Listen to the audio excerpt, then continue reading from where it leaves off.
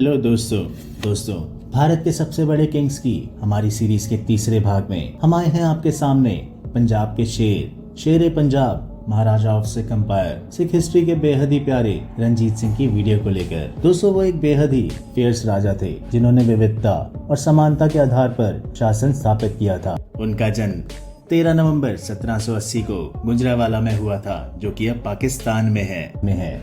उनके माता पिता सरदार महान सिंह शुक्लचकिया और माईराज कौर थे। दोस्तों माना जाता है कि चेचक से पीड़ित लोगों की देखभाल करते समय और खुद भी स्मॉल पॉक्स से जूझते हुए उनकी बाईं आंख की रोशनी चली गई थी। वे महान सिंह की एकमात्र संतान थे, जिनकी 1792 में मृत्यु के बाद वे एक सिख समूह शुक्लचकिया के प्रमुख बने। उनका एक्चुअल नाम बुद्ध सिंह था, लेकिन अपने पिता की एक युद्ध की जीत की वजह से बुद्ध सिंह का नाम बदलकर रंजीत सिंह रख दिया गया। दोस्तों लाहौर की खराब स्थिति के आकलन करते हुए लाहौर के लोगों ने रंजीत सिंह को एक याचिका लिखी, क्योंकि उन्हें उनकी महिमा के बारे में पता था। पत्र पढ़ने के बाद सिंह ने गुरमत्ता वहां की एक सभा को बुलाया और लाहौर पर संयुक्त हमले के लिए अपनी सास से परामर्श लिया, और इसी प्रकार उन्होंने 16 जुलाई 1799 को लाहौर पर कब्जा कर लिया। उन्होंने 10वें सिख गुरु गोबिंद सिंह जी के नाम पर कब्जे किए हुए किले को गोबिंदगढ़ किला का नाम दिया। उन्होंने जमा तोप को भी अपने कब्जे में कर लिया, जो कि उस समय की एक अद्वितीय तोप थी। ये अब लाहौर पाकिस्तान में है। दोस्तों साम्राज्य के सफल विस्तार के बाद महाराजा रंजीत सिंह ने आशीर्वाद लेने के लिए हरमंदिर साहिब का दौरा किया, और अपनी भक्ति के प्रतीक के रूप में उन्होंने गुरुद्वारा साहिब को सोने से ढकने की कसम खाई।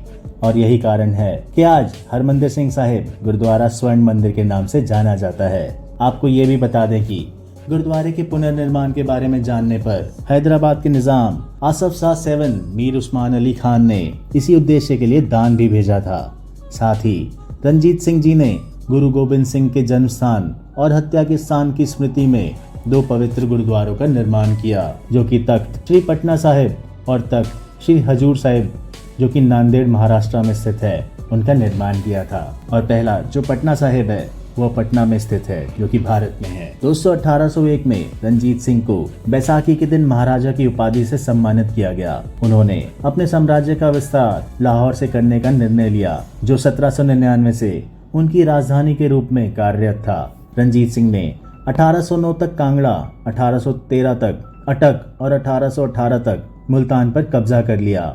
उनके शासनकाल के दौरान नानकशाही सिक्के सोने और चांदी में ढाले गए। महाराजा रंजीत सिंह ने इन सिक्कों पर विभिन्न सिख गुरुओं के नाम भी उत्कीर्ण किए। उनकी सेनाएं सिखों, मुसलमानों और हिंदुओं से बनी थी। उनके कमांडर भी विभिन्न धार्मिक समुदायों के थे, जैसे कि उनके कैबिनेट मंत्री भी रंजीत सिंह राज्य के भीतर और बाहर मौजूद विविधता से अवगत थे, और उन्हें विश्वास था कि केवल विजय और विस्तार ही उन्हें पूर्ण नेता नहीं बनाएगा, ये डाइवर्सिटी होना भी बहुत जरूरी था। उनके पास मियां गौसा जैसा मुस्लिम तोपची कमांडर भी था। उनकी सेना में फ्रांसीसी, स्पेनिश, रूसी, रशिया और पोलिश अधिकारी भी थे। हालांकि उन्होंने अंग्रेजों के साथ मैत्रीपूर्ण संबंध बनाए रखा, लेकिन उन्होंने 1835 में ब्रिटिश अधिकारी फॉक्स को काम पर रखने के एक उदाहरण को छोड़कर किसी भी ब्रिटिश व्यक्ति को अपने शासन में शामिल नहीं किया। इनफैक्ट 1820 में रंजीत सिंह ने सेना और तोपखाने को प्रशिक्षित करने के लिए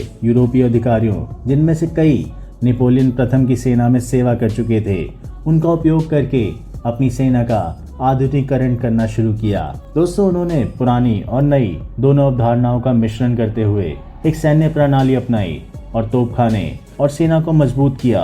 पंजाब को आत्मनिर्भर बनाने के प्रयास में उन्होंने अपनी सेना के लिए आवश्यक सभी हथियारों, युद्ध सामग्री और अन्य उपकरणों का निर्माण शुरू किया। 1800 के दशक के दौरान रंजीत सिंह के नेतृत्व वाली सरकार ने बुनियादी ढांचे में निवेश किया, और फिर हथियार और बारूद कारखाने, तोप फाउंड्री और कच्चे माल की खदानें स्थापित करी।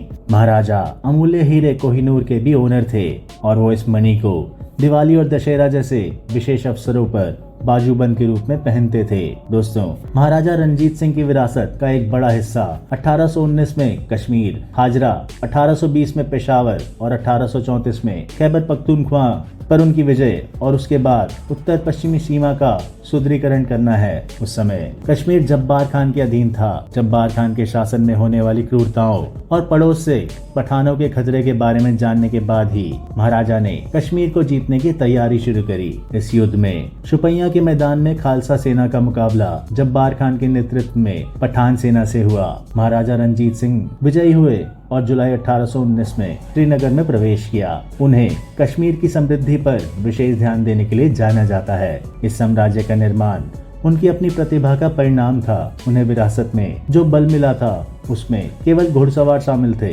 बिना किसी नियमित प्रशिक्षण या संगठन के महाराजा ने एशिया की तब की एकमात्र आधुनिक सेना विकसित करी। महाराजा रणजीत सिंह के लिए कोई भी गुलाम नहीं था। उनके शासनकाल में सभी को राज्य के प्रति समान अधिकार और कर्तव्य प्राप्त थे।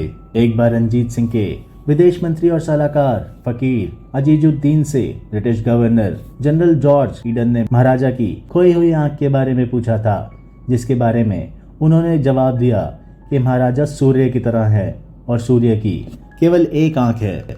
उनकी एक आंख का तेज और प्रकाश इतना है कि मैंने कभी उनकी दूसरी आंख की ओर देखने का साहस ही नहीं किया। बीबीसी के एक सर्वेक्षण में महाराजा रणजीत सिंह को उनके शासन के दौरान स्थापित असाधारण प्रगतिशील राजनीतिक, सामाजिक और सांस्कृतिक व्यवस्था के कारण उन्हें सर्वकालिक महान नेता के रूप में स्थान दिया गया। दोस्तों 1830 के दशक में उन्हें कई स्वास्थ्य समस्याओं का सामना करना पड़ा, जिसमें स्ट्रोक भी शामिल था। 27 जून 1839 को सोते समय उन्होंने अंतिम सांस ली। दोस्तों उनकी राख को पाकिस्तान के लाहौर में प्रसिद्ध बादशाही मस्जिद के बगल में महाराजा रणजीत सिंह की समाधि नामक स्मारक में रखा गया है। उनकी मृत्यु के बाद सिख साम्राज्य और ब्रिटिश ईस्ट इंडिया कंपनी में प्रथम एंग्लो सिख युद्ध 1845 से 46 में हुआ। इस युद्ध का एक बड़ा परिणाम यह हुआ कि सिख साम्राज्य ने कश्मीर को अंग्रेजों के हाथों खो दिया, जिन्होंने इसे एक अलग रियासत बना दिया। तेजा सिंह, एक सिख कमांडर और कुछ अन्य लोगों ने देशद्रोह किया था, जिसके कारण अंततः सिख साम्राज्य की हार हुई। महाराजा के साम्राज्य में विश्वासघात और गुटबाजी के प्रवेश और सरकार में ब्रिटिश हस्तक्षेप के साथ सिख साम्राज्य ने दूसरे एंग्लो सिख युद्ध हुआ, जो कि 1848 से 49 में हुआ। 1849 में पंजाब पर अंग्रेजों ने कब्जा कर लिया और लाहौर ब्रिटिश शासन के अधीन आ गया। सिख साम्राज्य के अंतिम शासक महाराजा के सबसे छोटे बेटे दलीप सिंह थे। वे केवल 5 वर्ष के थे जब उनकी मां रानी जिंद कौर के शासनकाल में उन्हें राजगद्दी सौंपी गई। दोस्तों ये था शेर पंजाब से जुड़ा हमारा आज का वीडियो।